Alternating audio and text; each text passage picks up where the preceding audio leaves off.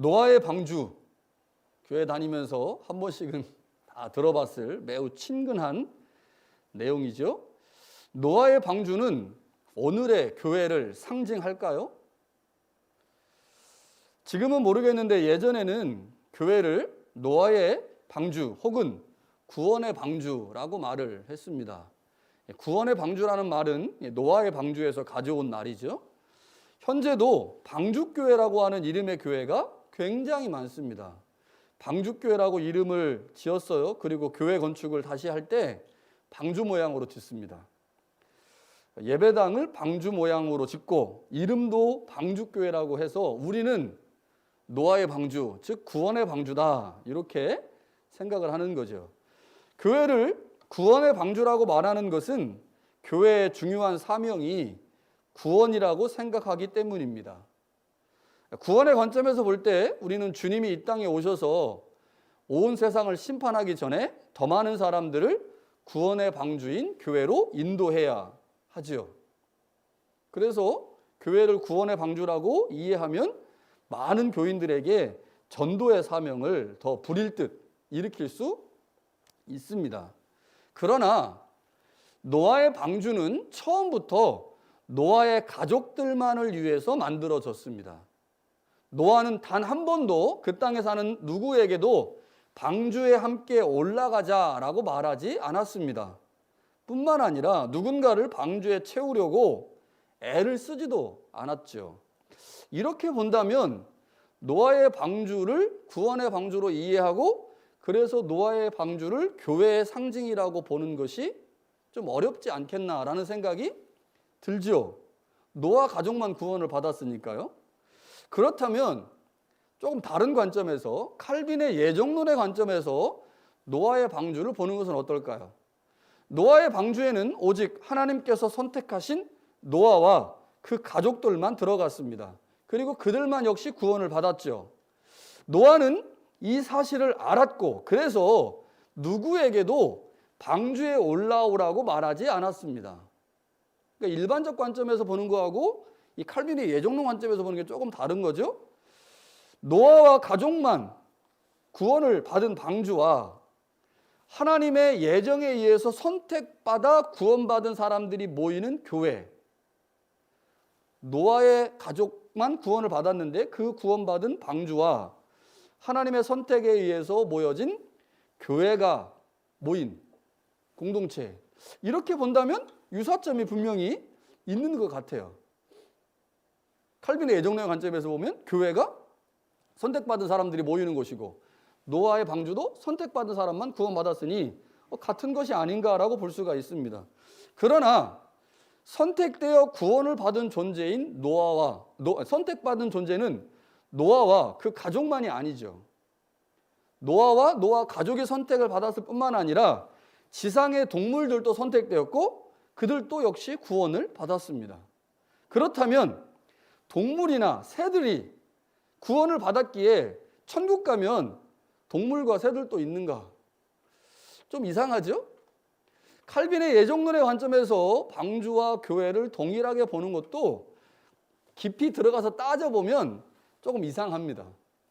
그러니까 교회를 구원의 방주로 이해하는 것이 한편으로는 맞는 점, 한편으로는 비슷한 점이 있지만 다른 한편으로 보면 노아의 방주를 교회로 보는 것에 무리가 있다고 생각이 들죠. 어떤 이유에든지 간에 노아의 방주는 오늘날 교회와 여러 가지 면에서 유사한 점이 있는 것은 분명합니다. 그러나 교회를 노아의 방주 혹은 구원의 방주로 이해할 경우에 교회의 다양한 기능과 역할에 대해서 상당한 오해가 일어날 수 있습니다.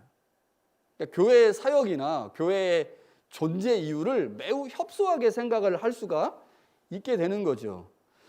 그렇기 때문에 이렇게 이해하는, 단적으로 이렇게 이해하는 것이 건강한 이해는 아닐 수 있는 거죠. 또 다른 하나는요, 이런 식의 상징으로서의 해석이 구약 성경 본문 자체에 대해서 왜곡시키거나 본문에서 말하려고 하는 메시지를 놓치게 할 수 있습니다. 성서 해석 방법론 중에 모형론 해석이라는 게 있어요. 이 모형론 해석. 이 해석 방법은 구약의 모든 사건을 신약의 모형으로 이해하려는 해석 방법입니다. 그러니까 이 해석 방법론에 의하면 구원 방주, 노아의 방주는 신약의 뭐와 반드시 매치가 돼야 되는 거예요. 구원의 방주는 뭐와 매치가 돼요? 교회와 매치가 된다. 그래서 구원의 방주를 교회로 이해하려고 하는, 이게 이제 모형론 해석 방법인데, 우리는 분명 이렇게 신약 성서를 읽을 수 있습니다. 그렇게 읽을 때 신약 성서를 더 풍성하게 읽을 수 있는 건 맞아요. 그러나 그렇게 되면 문제가 생깁니다. 구약의 모든 사건과 모든 인물과 모든 일들을 다 신약의 무엇과 연결시키다 보니 과한 해석이 되고 억지 해석이 되는 경우들이 있다는 거죠. 그렇게 되면 신약 자체가 풍성해지고 신약의 의미가 드러나는 것은 분명하지만 상대적으로 뭐가 약해져요? 구약 본문 자체가 약해지는 거예요. 왜냐하면 구약의 모든 사건은 다 뭐를 위한 거예요? 신약을 위한 것이기 때문에 이거는 상징이고 그림자고 헛것인 거죠. 이렇게 되면 구약 성서 본문 자체의 의미를 찾지 못하거나 구약 성서 본문을 하나님께서 우리에게 주신 의도를 왜곡할 수가 있는 거죠. 그래서 노아의 방주를 아주 단순하게 교회를 상징한다라고 하는 방식으로 이해하는 것은 좀 어려움이 있을 수 있고 좀 위험할 수 있는 거죠. 중요한 것은요, 노아의 방주가 교회를 상징한다고 하는 이렇게 좀 단편적이고 교리적인 신앙이 중요한 게 아니라 6장부터 8장까지 노아 홍수 가운데 방주가 어떤 기능을 하고 있는지, 홍수에서 방주가 무슨 일을 하고 있는지, 어떤 기능을 하고 있는지, 방주와 홍수를 통해 하나님이 무엇을 말씀하려고 하는지를 아는 게 중요합니다. 그거를 조금 생각을 해보면 좋겠고요. 지난주와 지지난주 2주 동안 창세기 본문 중에 가장 어렵다고 하는 본문을 우리가 설교로 들었어요. 그래서 좀 어려웠죠. 머리도 아프고 설교 들으면서 좀 스트레스도 받았을 겁니다. 그래서 이번 주는 조금 편안하게 설교를 들을 수 있도록 준비를 했습니다. 모든 사람이 홍수로 멸망할 때 하나님과 동행한 노아는 하나님의 은혜로 구원을 받았습니다. 하나님은 노아에게 노아 자신을 위해 방주를 만들으라고 말씀하시면서 그 방법을 설명합니다. 그 내용이 14절부터 16절에 나와요. 그런데 그 방법이 매우 간단합니다. 하나님께서 노아에게 지시한 내용을 보니까요, 첫 번째, 재료가 나와요. 재료에는 주재료가 있고 부재료가 있죠. 주재료는 고페르 나무입니다. 부재료는 역청이에요. 너무 간단해. 주재료 하나, 부재료 하나, 끝. 자, 고페르 나무는요, 성경 전체에서 여기 이 본문에만 딱 한 번 사용되었기 때문에 학자들이 이 나무가 어떤 나무인지를 밝혀내지 못하고 있습니다. 그건 뭐 기독교 학자뿐만 아니라 전 세계에 있는 모든 유대교를 포함한 모든 학자들이 이 고페르 나무가 무슨 나무냐를 못 찾아내고 있어요. 그래서 번역 성경들 중에 개역 성경이나 새번역은 이 나무와 가장 유사하다고 생각하는 나무, 잣나무라고 번역을 했고요. 그러나 개역 개정판 성경에서는 잣나무가 아니잖아요, 고페르 나무는. 그래서 음역을 했어요, 음역. 그래서 그냥 고페르, 히브리어도 고페르입니다. 그래서 고페르 나무라고 기록을 한 거죠. 자, 고페르 나무로 배 모양을 만들었겠죠. 배 모양을 만든 후에 물이 새지 않도록 역청을 안팎으로 칠했습니다. 다음은 방주의 크기가 나오죠. 자, 길이는 300규빗, 너비는 50규빗, 그리고 높이는 30규빗입니다. 그리고 총 3층으로 된 배입니다. 자, 창문은 지붕에서 한 규빗 아래쯤에 창문을 냈는데 몇 개가 냈는지를 몰라요. 여러 개를 냈겠죠. 문은 배 옆에 있습니다. 배 옆에, 옆둥이. 지금 직사각형이니까 옆둥이에 배가 문이 있는 거예요. 자, 좀 더 나은 이해를 위해서 다른 번역 성경을 보면 이렇습니다. 현대인의 성경은 이렇게 번역했어요. 배 길이는 135m, 너비는 22.5m, 높이 13.5m로 하고 지붕 위에서 45cm 아래로 사방에 창을 내어라. 사방에 창을 내어라라고 하는 말을 넣었어요.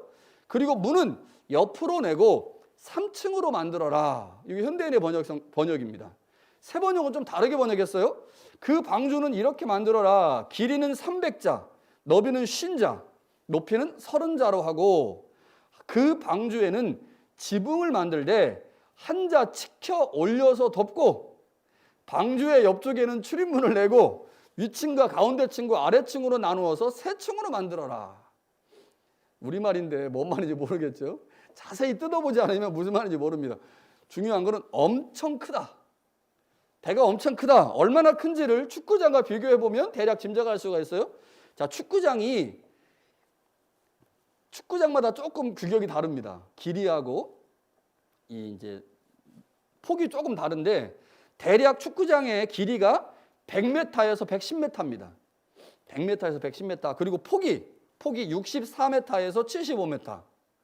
자, 방주의 길이가요 135m니까 축구장보다 조금 더 깁니다. 좀 더 길고요.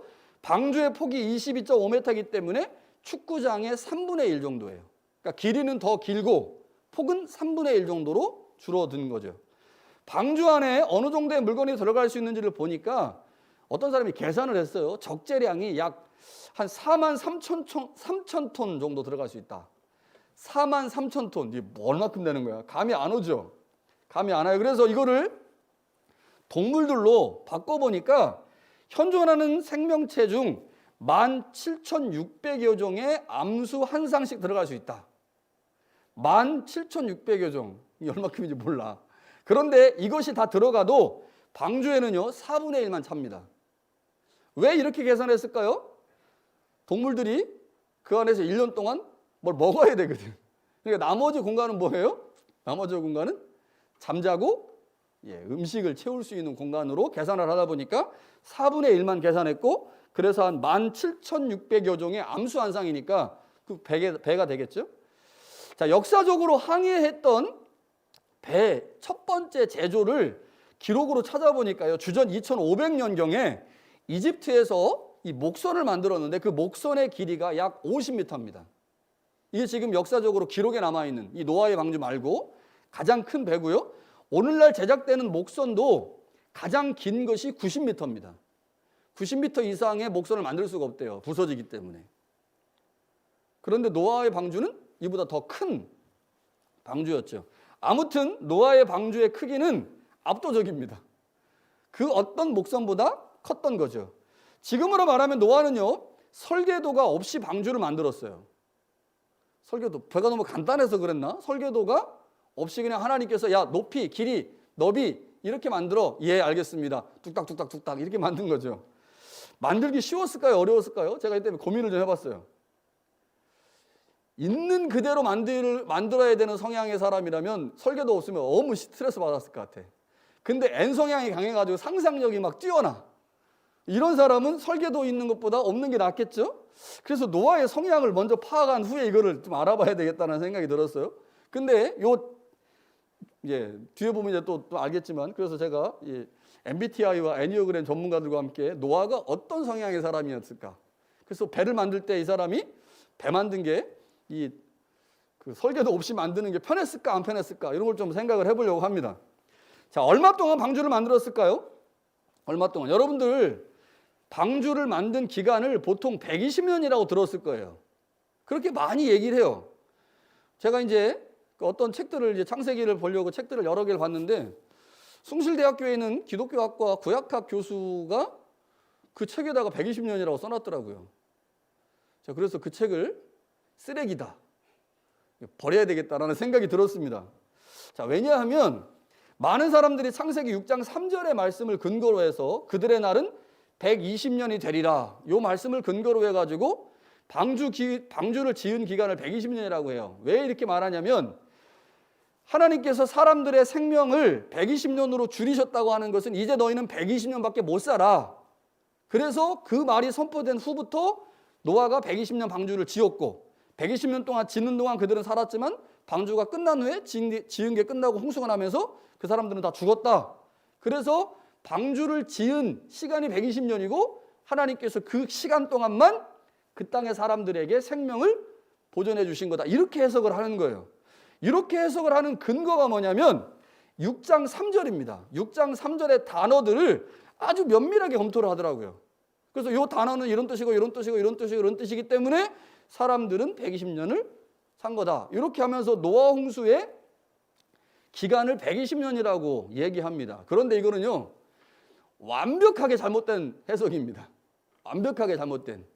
나무만 보고 수를 보지 못한 거예요. 자, 우리가 지난번에 본 것처럼요, 사람의 수명을 120년으로 단축한 것은 노아 홍수 이후에 사람들의 실질적 수명을 단축한 것을 의미합니다. 자, 오늘 본문 18절에 보면요, 그러니까 본문을 자세히 읽어보면 다 나와요. 본문 18절에 보면 하나님께서 노아에게 방주를 지으라고 명령을 하시죠. 근데 그 명령하실 때 그때 노아의 상태를 보면요, 노아가 있고 노아의 아내가 있어요. 그리고 이미 노아의 세 아들은 결혼을 한 상태입니다. 그러니까 노아의 세 아들이 결혼을 해서 며느리가 3명 다 있는 상태에서 하나님께서 노아에게 방주를 만들으라고 명령을 하신 거예요. 자, 노아가 몇 살에 막내 아들을 낳았습니까? 500살에 낳았어요. 500살. 500살에 막내 아들이 야벳을 낳았죠. 자, 그 당시에 사람들의 결혼 나이가 대략 50세에서 100세 사이였어요. 그러면 막내 아들 야벳이 가장 일찍 결혼하는 축에 속했다고 치면 50세에 결혼했다고 생각해 보세요. 그러면 방주를 만들기 전 노아의 나이가 몇 살입니까? 550이죠. 500살에 야벳을 낳았고 세 아들이 방주를 지으라고 명령할 때 다 이미 결혼했어. 그러면 야벳이 50살에 결혼했다고 치면 노아의 나이가 몇 살입니까? 550이죠. 그러니까 하나님께 방주를 지으라고 명령을 들었을 때 노아의 나이가 최소 작게 잡아도 550세였습니다. 자, 그런데 7장 11절에 보면 노아가 홍수가 일어난 때를 몇 살이라고 표현하냐면 노아의 나이 600살이라고 그래요. 600세. 자, 500세에 막내 아들을 낳았어요. 그리고 그 막내 아들이 결혼을 한 후에 하나님께서 방주를 만들어라라고 말씀하셨어요. 그러면 막내 아들이 50살에 결혼했다고 치면 노아의 나이가 550이죠. 550살부터 방주를 만들기 시작했어. 그리고 홍수가 일어난 게 몇 살이에요? 600살이야. 그러면 노아가 방주를 만들었으면 최대로 잡았을 때 몇 년 동안 만든 거예요? 50년 동안 만든 거예요. 50년 동안.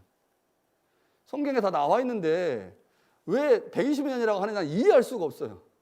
그리고 그 사람들의 근거나 주장을 제가 다 꼼꼼하게 살펴봤는데 나무는 보고 숲은 못 봐. 그 6장 3절만 막 파고드는 거예요. 6장, 7장, 8장에 나와 있는 내용들은 검토를 안 하는 거지.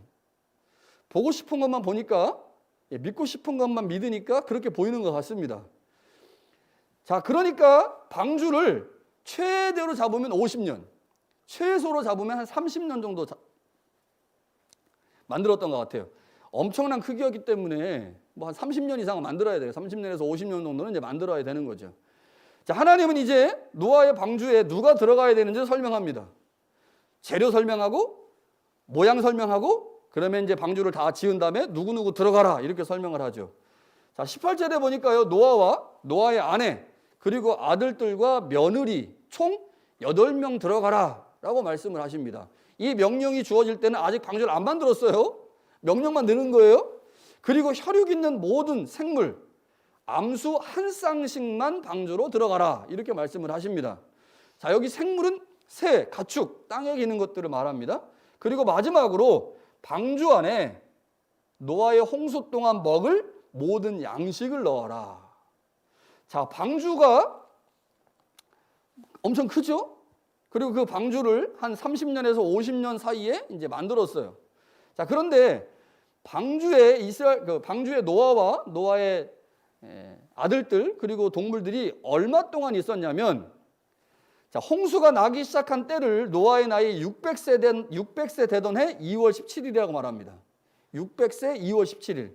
그런데 노아의 홍수가 언제 끝났냐면요, 땅에서 물이 거치기 시작한 것이 노아의 나이 601세 1월 1일이고 땅이 말라서 노아와 그의 가족들이 노아 방주 바깥으로 나온 게 언제냐면 601년 2월 27일이에요. 그러니까 계산을 해보니까 노아와 그의 가족들 그리고 생물이 방주에 머문 기간이 1년하고 열흘입니다.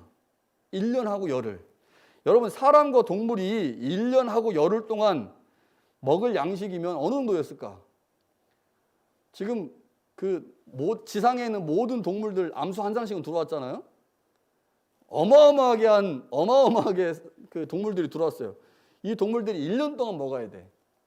우리 교회 한 100명 교인이 1년 동안 먹어야 되는 음식을 한번 장만해 보자. 얼마큼 장만해야 될까요?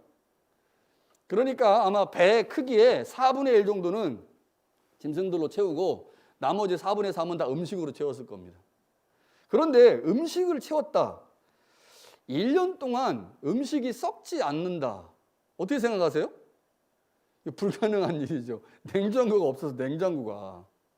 그러니까 음식의 양이 동물의 양도보다 훨씬 많았을 거예요. 냉장고가 없어. 냉장고가 없는데 음식을 어떻게 보관했을까? 동물들이 소나 코끼리 같은 경우 배설물이 장난 아니잖아요. 똥을 엄청 싼단 말이에요. 음식 먹고 나면. 그 똥을 어떻게 했을까? 문 열고 버렸을까? 그래서 뭐 안 나옵니다. 안 나오니까 모르죠. 자, 방주의 재료, 방주의 크기, 방주에 들어갈 존재들에 대한 말씀이 주어졌죠. 그리고 나서 노아는 방주를 짓기 시작합니다. 방주를 짓기 시작해요. 제가 어렸을 때 기억이 나는 게 텔레비전에서 노아와 관련된 영화를 본 기억이 나요. 노아와 관련된 영화를 본 기억이 나는데 그때 영화의 내용 중에 노아와 아들들이 방주를 짓는 장면이 있었습니다. 그런데 창세기는요, 노아가 방주를 짓는 과정에 대한 이야기를 한 줄도 하지 않습니다. 없어요. 노아가 방주를 어떻게 만들었다. 이렇게만 나옵니다. 22절에 노아가 그와 같이 하여 하나님이 자기에게 명하신 대로 다 준행하였더라. 끝. 노아가 방주를 어떻게 만들었는지, 그 안에 동물들이 어떻게 들어갔는지 이런 얘기는 아예 없습니다. 노아의 방주에서 사실은 우리가 생각할 때 중요한 게 뭐예요? 방주잖아요. 그럼 방주를 어떻게 만들었을까? 어떤 방식으로 방주가 제조됐을까? 이게 우리한테 굉장히 중요한 내용이죠. 그래서 이 노아 영화에서요, 방주 짓는 장면이 들어간 것 같아요. 현대 독자들에게 중요하기 때문에, 현대 독자들이 궁금하기 때문에. 그러나 창세기는 그것을 중요하게 여기지 않았죠. 전혀 기록하지 않았습니다. 전혀 기록하지 않았다고 하는 것은 하나도 안 중요했다고 하는 거예요. 근데 우리는 중요하죠. 그래서 우리는 다시 한번 느낍니다. 성경을 기록한 저자나 그 당시에 첫 번째 독자들이 중요하게 생각하는 거하고 오늘 현대 독자인 우리가 중요하게 생각하는 것이 다르구나. 우리 알 수가 있는 거죠. 자, 방주가 완성되자 하나님은 노아에게 방주로 들어가라고 말씀합니다. 노아가 하나님의 말씀대로 준행하자 하늘에서 비가 내리기 시작을 해요. 하늘에서 비가 40일 동안 밤낮으로 왔습니다. 성경은 하늘의 창문이 열렸다라고 표현합니다. 이렇게 표현한 것은요, 고대인들의 우주관에 의하면 하늘에는 창문들이 있어요. 그래서 그 창문으로 하나님께서 비나 눈이나 우박을 내립니다. 그래서 하나님이 이제 창문을 딱 열고 우박 내리고 비 내리고 하는 거죠. 이러한 우주관에 의해서 하늘에서 비가 내릴 때 창문들이 열렸다라고 표현하는 겁니다. 이거 그 당시에 고대 우주관에 의한 이제 표현인 거죠. 그리고 땅 아래에 기품의 샘들이 터졌습니다. 하늘에서는 비가 내리고 땅에서는 기품의 샘들이 터졌어요. 하늘에서 내린 비와 땅의 샘물이 터지면서 40일 만에 온 세상은 물로 덮였습니다. 자, 우리가 창세기 1장에서 보듯이요, 하나님이 둘째 날 궁창을 만들었잖아요. 원래 우주가 어떻게 됐었습니까? 지구가 물로 덮여 있었어요. 물로. 완전히 물로 덮여 있었죠. 그런데 그 물로 덮여 있는 지구를 하나님께서 먼저 궁창 위의 물과 궁창 아래의 물로 나누셨죠. 그러니까 우리가 대기, 이 하늘 위의 물로, 하늘 아래의 물로 만드신 거예요. 자, 궁창 아래의 물은 셋째 날 창조를 통해서 한 곳으로 모이게 했습니다. 그때 물이 모인 곳을 바다라고 불렀고 드러난 곳을 묻히라고, 땅이라고 불렀죠. 궁창 아래의 물은 바다로 모이기도 했지만 상당수의 물이 땅속으로 스며들어갔죠. 그 스며들어간 물이 터졌다. 그게 땅의 샘들이 터졌다. 이렇게 표현을 한 거죠. 그러니까 노아 홍수 때 궁창 위로 올라간 물, 그리고 땅속에 깊이 들어가 있는 샘의 물이 다시 지상으로 올라와서 만난 겁니다. 그러니까 어떻게 된 거예요? 창조 이전의 세계로 돌아간 거죠. 창조 이전의 세계로. 자, 우리가 창세기를 통해서 배웠지만 창세기의 창조는 우리가 생각하는 그런 창조가 아니에요.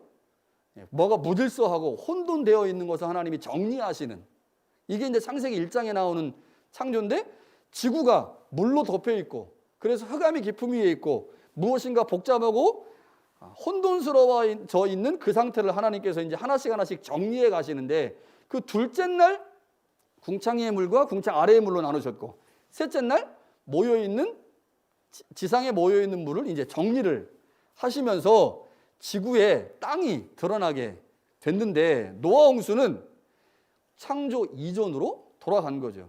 그래서 노아 홍수는요, 궁창 위의 물과 궁창 아래로 나누어진 물들이 다시 만나서 지표면을 덮은 사건입니다. 그러니까 원래 상태로 돌아간 거죠. 7장 18절에 보니까요, 물이 더 많아져 땅에 넘침에 방주가 물 위에 떠다녔다, 이렇게 표현돼요. 7장 18절에 물이 더 많아져서 넘침에 방주가 물 위에 떠다녔다.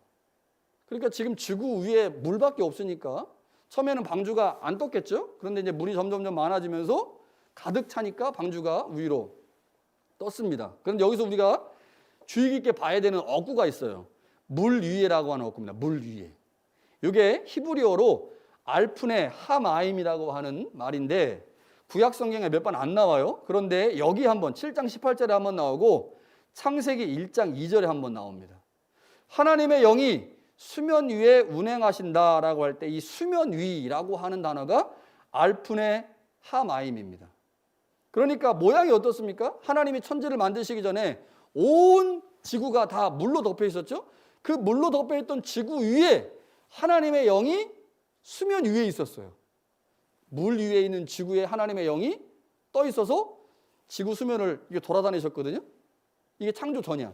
그런데 하나님께서 홍수 심판을 통해서 하늘에 있는 물과 땅에 있는 물이 만나게 하시고 온 지구를 물로 덮으셨어요. 그 다음에 그 지면 위에, 수면 위에 뭐가 떠다녀요? 방주가 떠다녀. 그러니까 방주가 떠다니는 모양이 창세기 1장 2절에서 하나님께서 온 세상을 다시 정리하시기 전의 모습과 비슷하다고 하는 거죠. 온 세상은 물로 덮였고 하나님의 영이 수면 위에 있었습니다. 그게 창조 전이에요. 그런데 홍수를 통해서 온 세상은 다시 물로 덮였고 방주만 물 위에 떠다닙니다. 방주만 물 위에 떠다녀요. 6장 3절에서 하나님께서 하나님의 영이 사람들과 영원히 함께하지 않는다라고 말씀을 하셨어요. 그런데 우리는 이 방주를 보면서 하나님의 영이 하나님과 동행하고 하나님의 말씀에 순종하는 노아와 그 가족 가운데 함께하고 있다고 하는 것을 그림 언어를 통해서 알 수가 있는 거죠. 창조전에 하나님의 영이 수면 위에 운행하셨는데 하나님의 영이 사람들에게서 떠났어요. 그런데 하나님의 말씀에 순종한 노아와 그 가족 가운데 하나님의 영이 함께하는 것과 같은 모양이 지금 만들어졌다고 하는 거죠. 노아 홍수로 인해 지구는 창조 이전의 모습으로 돌아갔습니다. 하나님은 사람 지으셨음을 한탄하시고 후회하셨죠. 그래서 홍수를 통해 온 세상을 심판하시고 지구를 창조 이전의 상태로 다시 돌려놓은 것입니다. 그러나 이것은 첫 번째 창조의 취소가 아니죠. 물이 일정 기간 지난 후에 다시 빠질 것이기 때문입니다. 물이 빠진 후에 온천하는 다시 그 모습을 드러낼 것이죠. 따라서 노아 홍수는 창조의 취소가 아니라 이미 창조하신 것에 문제가 생겨서 그 문제 생긴 그것을 새롭게 하시는 새 창조입니다. 노아 홍수는 하나님과 동행하는, 그래서 하나님 앞에서 의롭고 완전한 자와 새로운 언약을 맺고 새로운 인류를 시작하시겠다고 하는 하나님의 의지를 드러낸 사건입니다. 하나님이 온 인류를 위해 땅을 새로 준비하셨죠. 그러니까 지금 두 가지가 문제였잖아요. 지난주에 첫 번째는 사람이 문제였고 그 사람으로 말미암아 부패해진 땅이 문제였어요. 그래서 사람들을 다 해결하시고 경건한 자만 남겨두셨죠. 그리고 나서 그 경건한 자가 살아야 될 땅을 하나님께서 준비하셨는데 1년 동안 물에 잠기게 하심으로 땅의 부패를 씻어내셨습니다. 그리고 그 땅을 사람들에게 다시 선물로 주시죠. 8장 17절에 보니까요, 하나님께서 노아 홍수가 끝났는데 이렇게 말씀합니다. 너와 함께한 모든 혈육 있는 생물 곧 새와 가축과 땅에 기는 모든 것을 다 이끌어내라. 이것들이 땅에서 생육하고 땅에서 번성하리라. 홍수 사건으로 인해 땅의 회복이 일어난 겁니다. 홍수는 누군가에게는 심판입니다. 그러나 누군가에게는 새로운 시작, 새 창조죠. 누구에게 홍수가 심판입니까? 하나님의 창조주 되심을 거부하는 자들이죠. 하나님 없이 불멸을 꿈꾸고 하나님의 창조 질서를 거부한 자들에게 홍수는 심판입니다. 그러나 홍수가 누군가에게는 은혜이고 새 창조입니다. 하나님의 은혜를 알고 그 은혜에 응답하는 자들, 하나님 앞에서 의롭고 완전하게 살기 위해 몸부림치는 하나님과 동행하는 노아에게는 홍수는 새로운 삶을 시작하는 새 창조이죠. 우리는 지금 노아의 홍수와 유사한 홍수 시대를 살아가고 있습니다. 예전에요, 인터넷의 발달로 수많은 설교들을 들을 수 있었을 때, 지금도 마찬가지지만요, 이런 얘기를 했어요. 말씀의 홍수 시대다. 말씀의 홍수 시대다. 이게 잘 기억하셔야 돼요. 인터넷에서 들을 수 있는 그 말씀이 누군가에게는 심판이고 누군가에게는 새 창조입니다.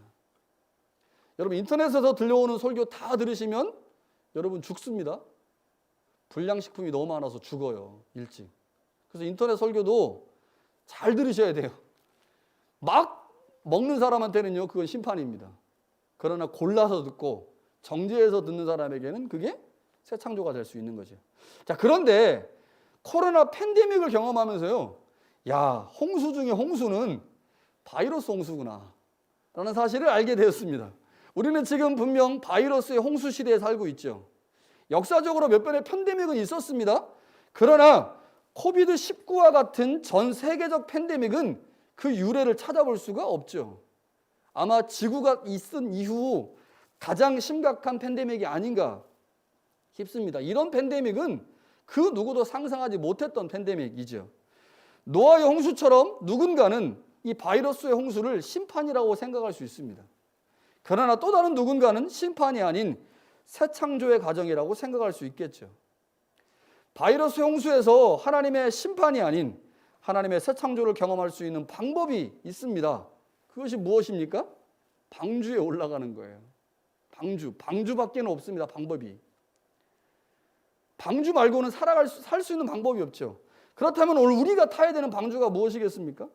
우리가 타야 되는 방주, 하나님께서 보내신 예수 그리스도, 그분이 우리의 방주입니다. 그리스도를 대신하여 우리 가운데 오셔서 우리를 진리로 인도하시는 성령, 그분이 우리가 타야 되는 방주이죠. 이제 바이러스의 홍수 속에서 하나님께서 우리에게 베풀어 주신 은혜의 방주 안에 거할 수 있기를 바랍니다. 그 안에서 하나님의 인도와 돌보심을 경험할 수 있기를 바랍니다. 그 안에서 우리를 새롭게 하시고 우리를 통해 새로운 창조의 역사를 이루어 가실 하나님을 경험할 수 있기를 바랍니다. 그러나 우리는 이 팬데믹이 언제 끝날지 모르죠. 홍수를 끝내신 하나님만이 이 팬데믹이 끝나는 지점을 알고 계실 것입니다. 그렇게 하나님을 향해 간절한 소망을 담아 간구가 우리 가운데 필요한 거죠. 노아의 홍수를 끝내신 분이 하나님이시기에 이 팬데믹을 끝내실 분도 역시 하나님임을 알고 그 하나님께 은혜를 구합시다. 8장 1절부터 3절에 보면요, 하나님이 노아와 그와 함께 방주에 있는 모든 들짐승과 가축을 기억하사 하나님이 바람을 땅 위에 불게 하심에 물이 줄어들었고 기쁨의 샘과 하늘의 창문이 닫히고 하늘에서 비가 그침에 물이 땅에서 물러가고 점점 물러갔다라고 표현합니다. 하나님께서 노아를 기억하심으로 기쁨의 샘과 하늘의 창문을 닫으셨습니다. 하나님이 노아를 기억하심으로 홍수의 기간을 1년으로 제한하셨죠. 그리고 물을 물러가게 하심으로 모든 것을 제자리로 돌리셨습니다. 이제 하나님께서 우리를 기억하심으로 코로나 바이러스를 물러가게 하시도록 그 일이 속히 이루어지도록 하나님께 기도해야 할 것입니다. 그리하여 우리의 삶의 자리가 예전의 자리로, 일상의 자리로 돌아갈 수 있도록, 그래서 함께 예배하고 함께 하나님을 찬양할 수 있도록 함께 기도하는 시간들을 가질 수 있기를 간절히 바랍니다.